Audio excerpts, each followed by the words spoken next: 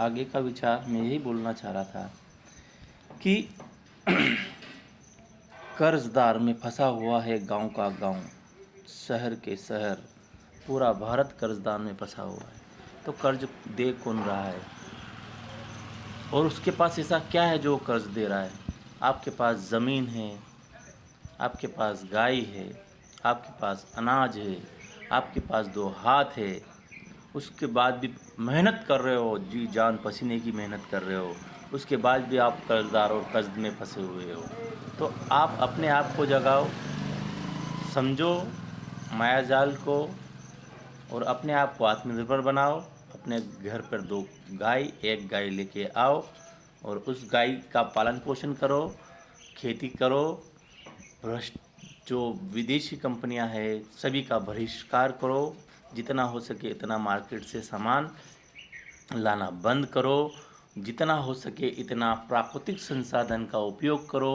प्राकृतिक देखो, आप कर्जदार इसलिए हो क्योंकि आपने मानव निर्मित वस्तुओं का उपभोग करना स्टार्ट कर दिया है।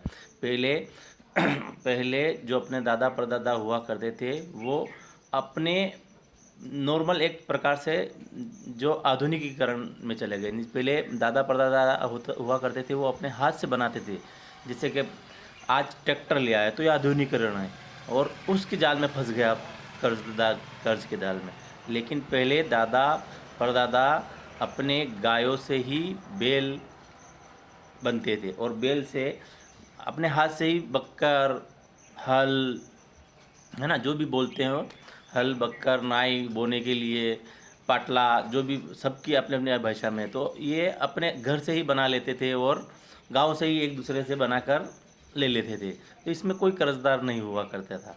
आज देखो सब आधुनिकीकरण आ गया हर चीज़ में, तो आपको आत्मनिर्भर बनना पड़ेगा, रोटी कपड़ा मकान पे काम करना पड़ेगा, तभी इस सिस्टम को तोड़ पाओगे, तभी अपने जीवन को आप समृद्ध और सुखद बना पाओगे।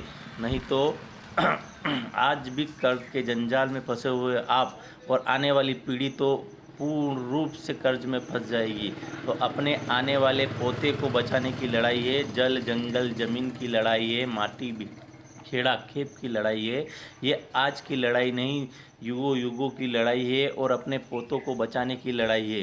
तो आप सभी से निवेदन यही है कि अपने आप को सुधारो, अपने आप को समझो, अपने आप को जगाओ।